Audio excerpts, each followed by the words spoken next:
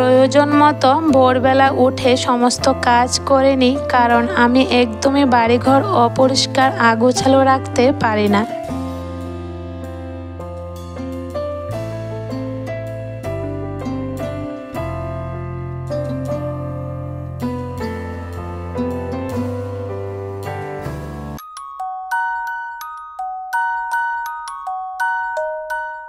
রাধে রাধে বন্ধুরা, good morning. কেমন আছো তোমরা সবাই?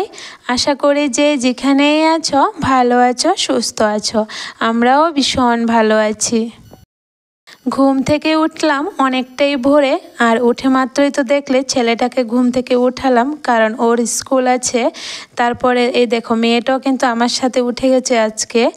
আর প্রথমে কিন্তু বাসি দরজায় জল দিলাম, আর গতকালকের কিছু কাপড় ছিল ভিজা, কাপড়গুলি রোদে মেলে দিচ্ছি। জানো তো, একটু বিকেল করে যেহেতু কাপড় ধুয়েছি গতকালকে, তার জন্য কিন্তু কাপড়গুলি একটাও শুকায়নি, আজকে আবার মেলে দিতে হচ্ছে।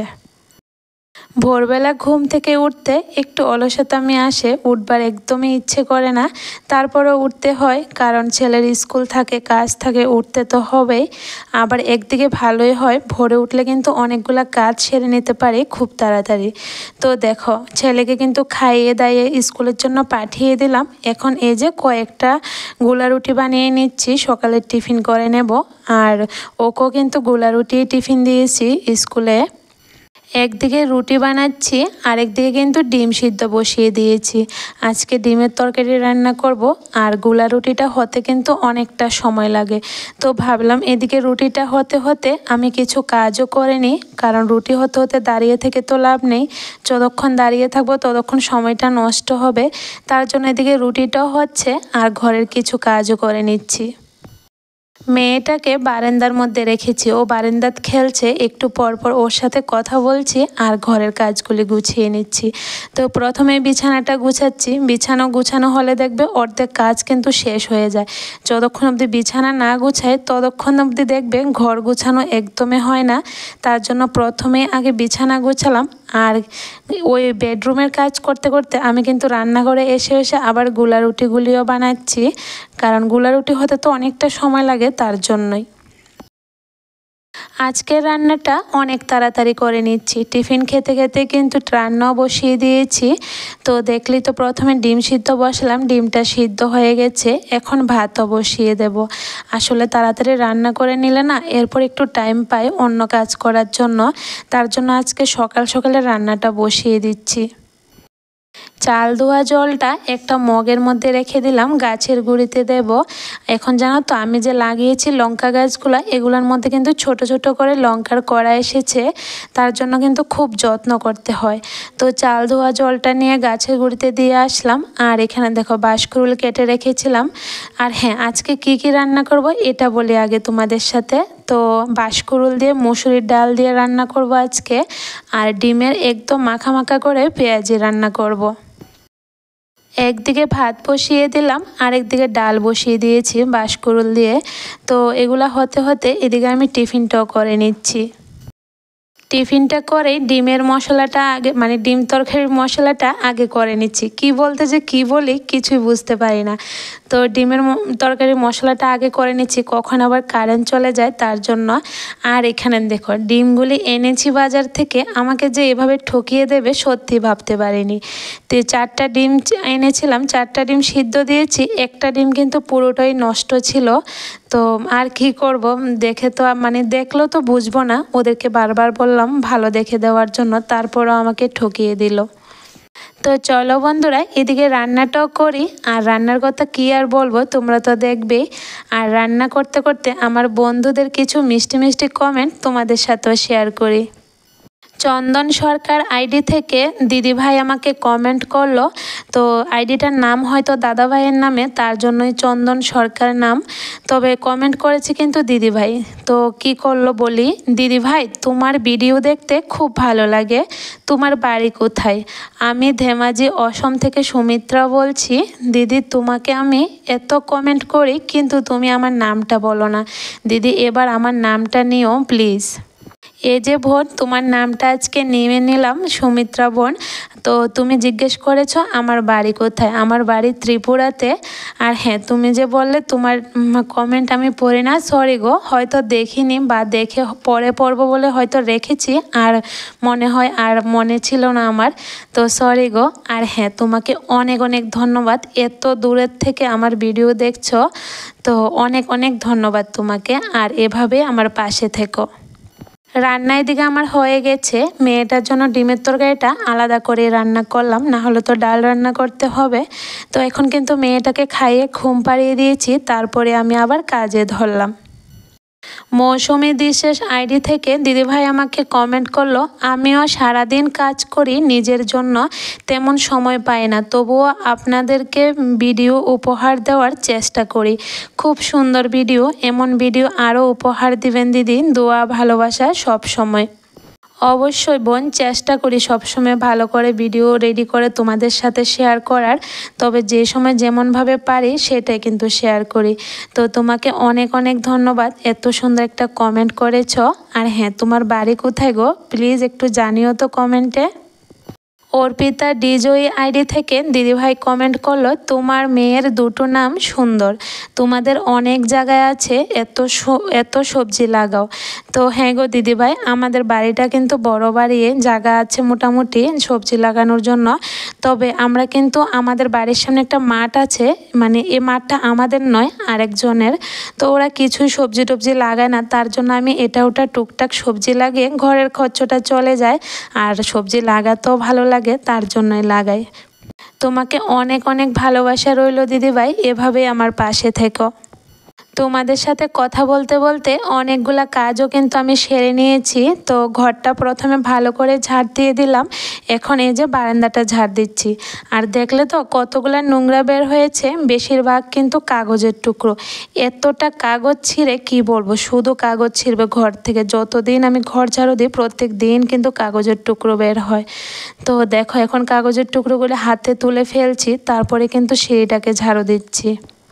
ও কিন্তু সারাদিন বারান্দাতে বসে একা একাই খেলে, আমি তো রান্নাঘরে রান্না করি, রান্নাঘর থেকে কথা বলি ওর সাথে, ও খেলা করে। আর যখনই একটু সময়ের জন্য বেডরুমে নিই, তখনই দেখবে কাগজ ছিঁড়বে, না হলে আলনার কাপড় ফেলে দেবে, মানে একটা না একটা দুষ্টামি করবে। আর এখানে দেখো, কাজে ধরেছি, বৃষ্টিটা হঠাৎ করে আবার বৃষ্টি নামছে, এমন একটা মানে রাগ উঠেছে কি বলবো। বৃষ্টি আসলে দেখবে কাজের কিন্তু অনেকটা দেরি হয়ে যায়। ভিজে বস্তাগুলি বাইরে মেলে দিয়েছিলাম, আবারও তুলে রাখলাম বৃষ্টির ফোঁটা পড়েছে বলে। তো দেখো, এখন ঘরটা মুছে নিচ্ছি, বৃষ্টি বৃষ্টি জানো তো একটা গন্ধ গন্ধ হয়ে আছে, ভালো লাগছে না, তার জন্য ঘরটাকে এখন মুছে নিচ্ছি ভালো করে। রিয়া দত্ত আইডি থেকে দিদিভাই আমাকে কমেন্ট করলো, ভালো হয়েছে ভিডিও, তোমার সারাদিনের কাজকর্ম দেখতে বেশ ভালো লাগে।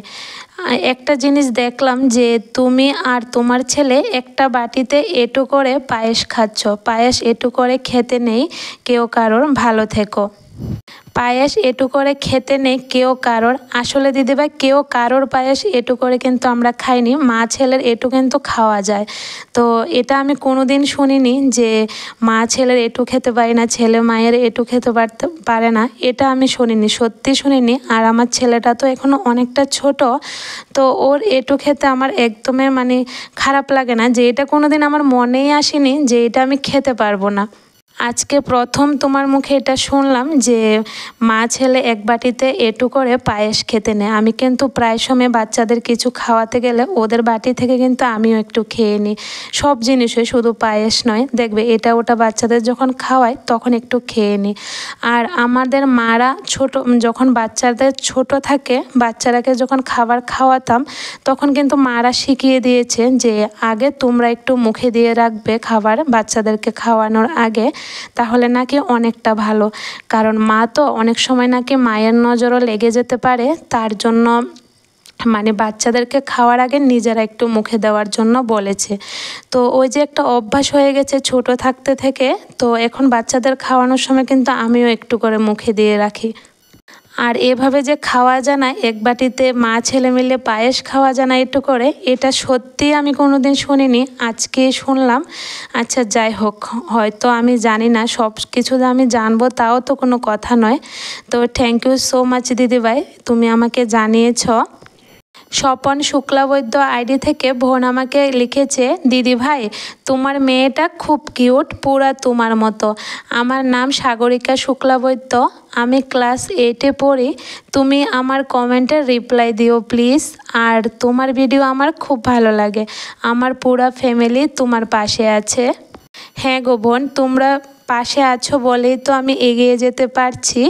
আর হ্যাঁ, তোমার কমেন্ট কিন্তু আমি কয়েকদিন আগেও পড়েছি, তুমি দেখেছো কি না আমি জানি না। আর হ্যাঁ, তুমি কিন্তু অনেকটা ছোট, মানে ক্লাস 8-এ পড়ো, তারপরে যে আমার ভিডিও দেখো এটা শুনে কিন্তু অনেকটা খুশি হয়েছি। তো তোমাকে অনেক অনেক ভালোবাসা জানাই বোন, আর ভালো করে পড়াশোনা করো, জীবনে অনেক বড় হও। ঘরের সমস্ত কাজ শেষ করে তারপরে স্নান সেরে পুজো দিয়ে এখন চলে আসলাম ঘরে। তো ঘরে এসে আগে ক্রিমটা মেখে নিলাম, তারপরে চুলটা আঁচড়ালাম। এখন তো আবার কাজ আছে দুপুরের। তো দেখো, এই যে কাপড় ধুয়েছি, কাপড়গুলো কিন্তু মেলতে পারিনি, বৃষ্টির ফোঁটা পড়ছিল, এখন একটু কমেছে বৃষ্টিটা। তো এখনই মেলে দিচ্ছি বাইরে, কতগুলো কাপড় ধুয়েছি দেখো। আর বৃষ্টির জন্য না কাপড় ধুয়ে দিলে একদমই ভালো লাগে না, একবার মেলে দিতে হয়, একবার উঠাতে হয়। তো এই জিনিসটা একদম বিরক্তকর লাগে আমার, ভালোই লাগে না কেন জানি না। এক রোদ্রে যদি কাপড় না শুকায় আর বারবার মেলে দেওয়াটা আমার পক্ষে একদমই সম্ভব হয় না। তারপরও আর কি, মেলতে তো হয়, কিছু করার নেই। বৃষ্টির সাথে তো আর ঝগড়া করে পারবো না যে এখন বৃষ্টি দিও না, কাপড়গুলি শুকাক তারপরে বৃষ্টি দিও। তো এটা করে তো আর পারবো না বৃষ্টির সাথে, তো আর কি করার আছে। তো ছেলেকে খাইয়ে টিউশনে পাঠিয়ে দিলাম, তারপরে এই যে আমি খেতে বসলাম। দুপুরের খাবার খেতে খেতে শুনছি মানে ফিরারত আসছে, তো তাড়াতাড়ি করে মেয়েটাকে নিয়ে রাস্তায় গেলাম। তারপরও না দেখতে পারলাম না আর ফিরারতটা অনেকটা দূরে চলে গেছে। এত তাড়াতাড়ি গিয়েও রথ দেখতে পেলাম না, হয়তো ভাগ্যে ছিল না। আচ্ছা যাই হোক, যেটা ভাগ্যে নেই সেটা তো আর হবে না। এখন দেখো সন্ধে হয়ে গেছে, কিন্তু সন্ধেবেলা টিফিন বানিয়ে নিচ্ছি। আর জানো তো বন্ধুরা, প্রয়োজন মতন ভোরবেলা উঠে সমস্ত কাজ করে নিই, কারণ আমি কিন্তু একদমই বাড়িঘর অপরিষ্কার আগোছালো রাখতে পছন্দ করি না। আর তোমরা তো দেখলে সকাল থেকে কাজে ধরেছি, তারপর কিন্তু একটার পর একটা কাজ করে যাচ্ছি। তো করেছি বলে কিন্তু সব কিছু টাইমে আমি সেরে নিতে পারলাম। সন্ধ্যাবেলা টিফিনে আজকে বানালাম ওটস, ভিজিয়ে রেখেছিলাম গরম দুধ দিয়ে। তো ওটসের সাথে কলা দিয়ে দুধ দিয়ে মিক্সিতে করে তারপরে কিন্তু ওরা ভাই বোনকে দিয়েছি। তো আমার মেয়েটা আবার মিক্সিতে না করলে খেতে পারে না, তার জন্য মিক্সিতে করে নিলাম। তো দেখো, কিছু প্যাকেটের জিনিস এভাবে ভাঁজ করে রাখছি, তাহলে ফট করে হাতের কাছে পাওয়া যায়। তো এখানে এই যে বাদাম, কিশমিশ, কাঠবাদাম এগুলো এখন জলে, 1 গ্লাস জলে ভিজিয়ে রাখবো সকালের জন্য। মানে রাতের কিছু টুকটাক কাজ থাকে, এই কাজগুলো আমি আজকে সন্ধেবেলায় করে নিচ্ছি। আর জানো তো, এই যে সাবান এনেছে, সাবানটা কেটে নিচ্ছি, কিন্তু আস্ত সাবানটা যদি বাটির মধ্যে রাখি গলে গলে নষ্ট হয়ে যায়। তার জন্য অর্ধেক করে যদি রাখি অনেক দিন কিন্তু চলে যায়। এখন হয়তো তোমরা বলবে যে আমি হয়তো কিপটেমি করছি, সাবান কেটেও কি কেউ ব্যবহার করে? আসলে এটা কিপটেমি নয়, এটা নষ্ট হয় যে জিনিসটা, নষ্টর থেকে এটাকে বাঁচানো, মানে আরও কয়েকটা দিন ইউজ করতে পারি। তো নষ্ট হওয়ার থেকে তো এভাবে কেটে যদি ইউজ করি তাহলে কিন্তু অনেকটাই ভালো।